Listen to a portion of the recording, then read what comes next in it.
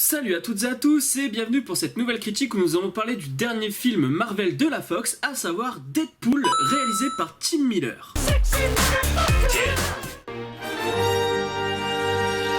Je respecte ton avis, mais en tout cas, c'est pas le mien, donc c'est pas le bon, tu vois ce que je veux dire. Non mais je l'ai vu 6614 fois alors. Ce film est un origins movie où Deadpool nous explique comment s'est passée sa transformation. Et par ailleurs, il doit aussi sauver sa gonzesse. Alors peut-être qu'avant de commencer, je vais vous faire une présentation du personnage quand même. Mais non, ça sert à rien, tout le monde l'a déjà fait sur YouTube. Sans parler des pseudo-journalistes qui te parlent de Deadpool dans les comics.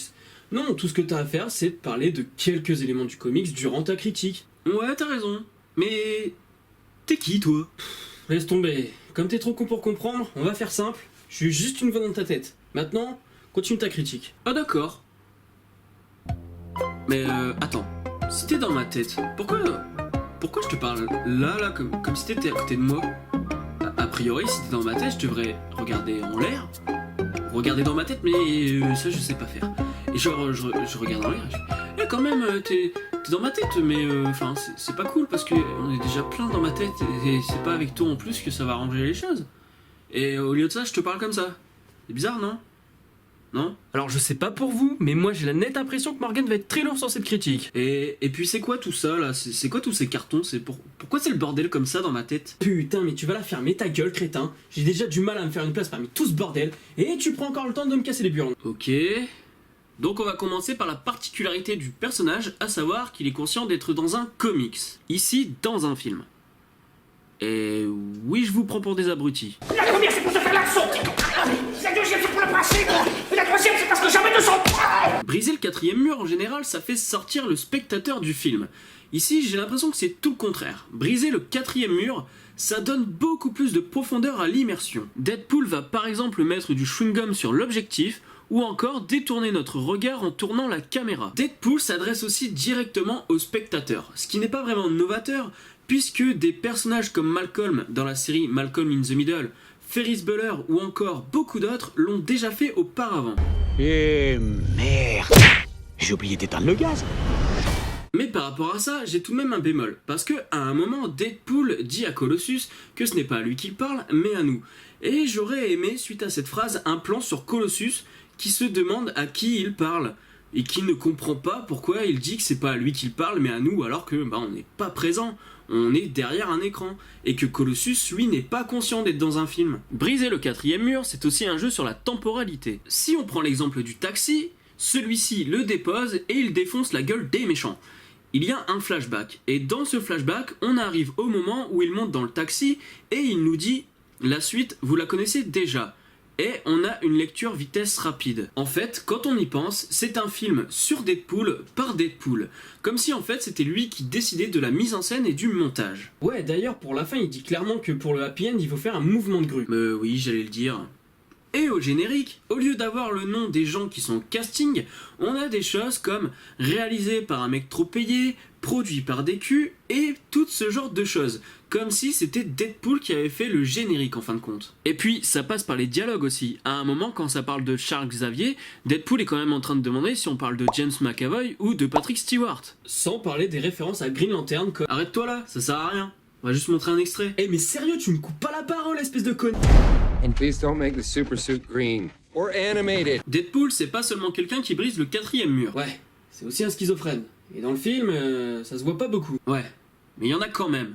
Et le genre qui tape sur les nerfs du personnage, si tu vois ce que je veux dire. Par exemple, lors de son carnage sur l'autoroute... Ouh, monsieur, cela joue référence en parlant de carnage dans une critique sur Deadpool, bravo. Arrête.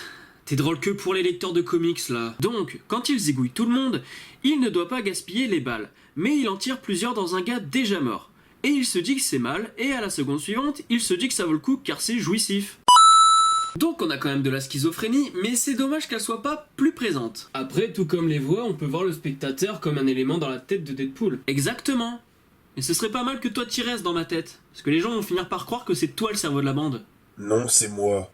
Ah non, hein, tu vas pas t'y mettre non plus. Donc si on pense ça, c'est parce qu'à un moment, on voit une figurine de Deadpool du film X-Men Origins Wolverine, et qu'il y a un raccord dans le mouvement qui nous présente en fin de compte Wade avec un vinyle de Wham dans les mains.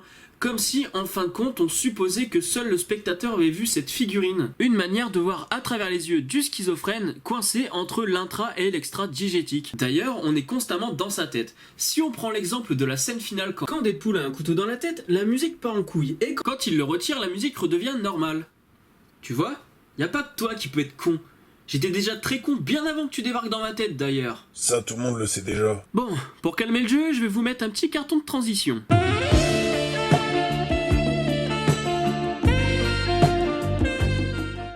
C'est maîtrisé, c'est bien rythmé, mais un des flashbacks est beaucoup plus lent parce qu'en fait on revient à une mise en scène plutôt ordinaire. Le slow motion est très bien utilisé, c'est pas juste pour faire joli. C'est une manière de déconstruire une action sanguinaire et chaotique, un peu à la manière de l'explosion dans Zabriskie Point. Oh là là mec, non, joue pas les intellectuels. Surtout si c'est pour dire des conneries pareilles. Pense à retenir les idées qui te sortent du cul.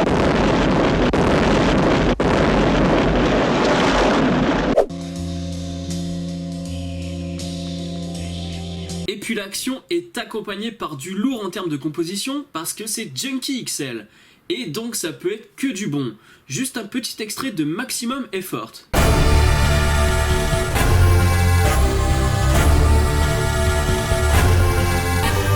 Vous avez reconnu ou pas? Perso, j'ai crié au génie direct.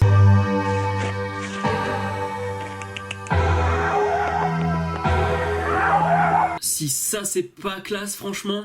T'as raison pour le coup. Et toi, t'en penses quoi? Là-dessus on est d'accord. Et Deadpool, c'est sanguinaire. À ce niveau-là, vous êtes servis. C'est trash et c'est drôle. Je déconne pas, le film est drôle du début à la fin. Si vous saviez comment je me suis tapé un fou rire quand Deadpool essaye de frapper Colossus et qu'il lâche pas l'affaire. Et puis ça crache bien sur X-Men Origins Wolverine et Green Lantern. Oui, enfin ça c'est évident. Et en plus, je crois qu'on en a parlé un peu avant. Et puis le côté petite fille est à mourir de rire. Suffit de voir l'affiche avec le sac. On retrouve certaines mimiques du comics comme ici. Et ça, je valide, ou plutôt on valide totalement. Après, faut pas se mentir, le scénario est assez basique et on se dit qu'on aurait largement pu faire mieux. D'un autre côté, c'est fréquent que les scénarios ils soient pas très élaborés, seulement Deadpool fait que ça rend le comics intéressant. Et c'est clairement le cas ici avec le film. Ouais, c'est clair. Fais le même film sans l'intérêt du personnage de Deadpool et tu te retrouves avec un film de super-héros foireux de la Fox. Eh mais attendez, je viens de penser à un truc en faisant cette critique. Faites comme s'il venait d'avoir l'idée pendant que vous regardez la vidéo. Sinon ça va foirer sa mise en scène. C'est le scénario d'X-Men Origins Wolverine, putain! No! God, please, no! No! Si tu sais pas comment faire ta transition, fais un carton, abruti. Ouais, c'est vrai, je sais pas pourquoi j'y ai pas pensé.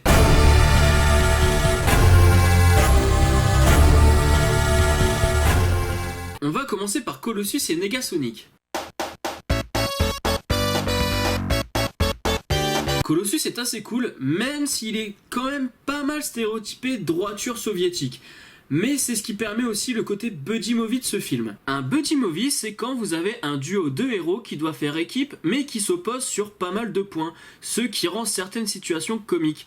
C'est ce que vous pouvez retrouver principalement dans des films policiers comme L'Arme Fatale, Rush Hour, ou même Bad Boys. Pour Negasonic, je trouve dommage qu'elle soit si peu exploitée. Surtout que j'aimais bien son costume qui faisait référence au New X-Men et aussi au film First Class de Matthew Vaughn. Les deux X-Men sont vraiment peu exploités. Ouais, c'est pas faux. À un moment, t'as même Deadpool qui dit que le studio n'a pas eu assez de budget pour un troisième X-Men. Ce qui doit être vrai parce que environ 58 millions de dollars pour ce genre de film, c'est vraiment minime. Mais heureusement qu'il n'y en a pas un troisième parce que deux, t'as déjà l'impression que c'est beaucoup trop pour bien les exploiter. D'ailleurs, y a pas que, hein, quand tu regardes les méchants, ils sont aussi travaillés en surface, hein, et je parle même pas de sa meuf. Ah non, là je suis pas d'accord. Pour les méchants, ok, mais pour sa copine, c'est très bien amené. D'ailleurs, Wade Wilson, et pas Dwayne Wade, comme on peut le lire chez certains journalistes incompétents, dit qu'il veut la connaître au-delà de ce que fait Hollywood de ses personnages féminins en général. Mes princesses en détresse, je fais pas. Par contre, c'est censé être la mutante Copycat, et là je sais pas comment ils vont se démerder pour mettre en place ses pouvoirs. Avant de finir sur le post-credits, je lance un appel, parce que pour moi la scène finale, elle se termine sur un héliporteur. Héliporteur qui se trouve dans le MCU.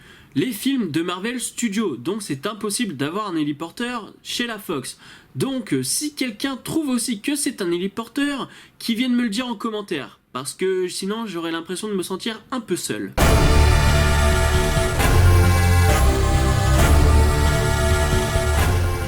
Alors le post-credit c'est hilarant, un peu prévisible quand tu connais le personnage, et aussi parce que quand il dit Bah alors, vous êtes encore là? Qu'est-ce que vous attendez pour vous casser?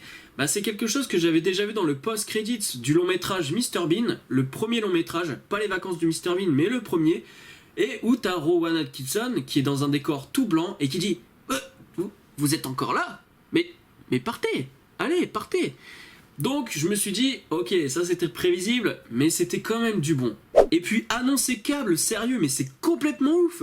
Je suis rentré chez moi avec un sourire figé pendant 30 minutes, tellement j'étais heureux d'avoir vu ce film. Ça y est, t'as fini de raconter ta vie là, ou tu veux aussi raconter comment tes potes t'ont trollé toute la semaine en disant que vous avez pas aimé le film? N'importe quoi, je raconte pas ma vie. En plus c'est bon, j'ai plus rien à dire. C'est tout pour cette critique, n'hésitez pas à aimer, commenter et partager la vidéo. Quant à moi, je vous dis à la prochaine pour une nouvelle critique. Salut!